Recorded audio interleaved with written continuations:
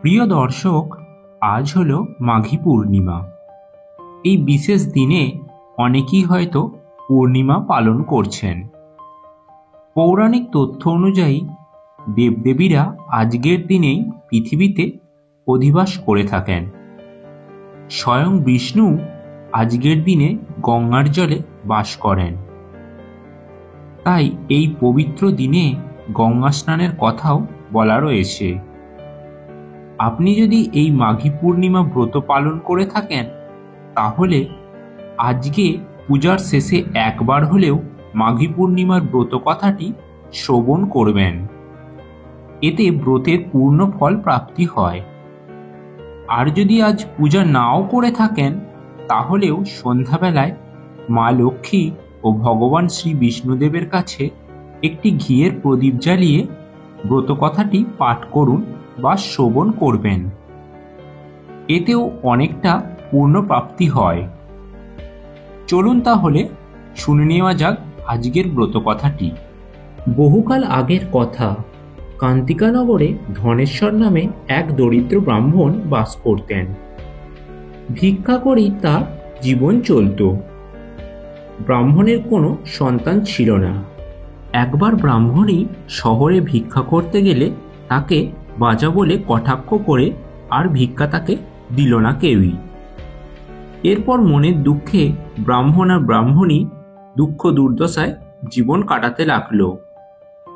এর কিছুদিন পর এক সন্ত ব্যক্তি তাঁদেরকে বললেন, তোমরা 16 দিন ধরে মা কালীর পূজা করো, এতে তোমাদের সমস্ত দুঃখ দুর্দশা দূর হয়ে যাবে।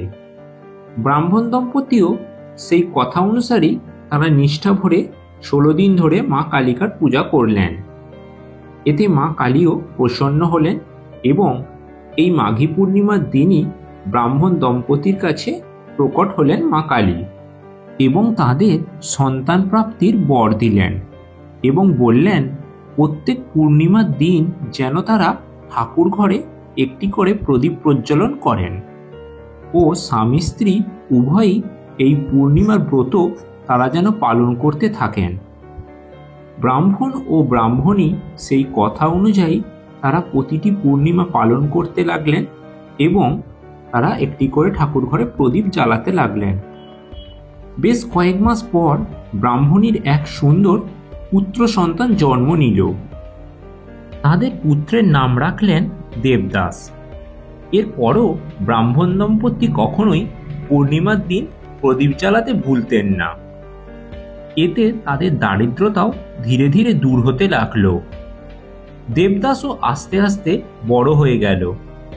সে তার মামার সাথে উচ্চ শিক্ষার জন্য কাশী চলে যায় এবং সেখানেই সে বিবাহ করে নেয়।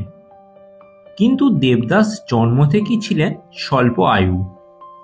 বিবাহের পর তার মৃত্যু ভাগ্যে লেখা ছিল।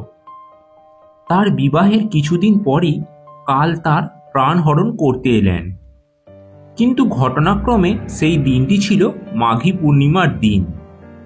আর ব্রাহ্মণ দম্পতি দীর্ঘকাল ধরেই পূর্ণিমার ব্রত করছিলেন। এই পূর্ণিমার ব্রতও তারা বাদ রাখেননি।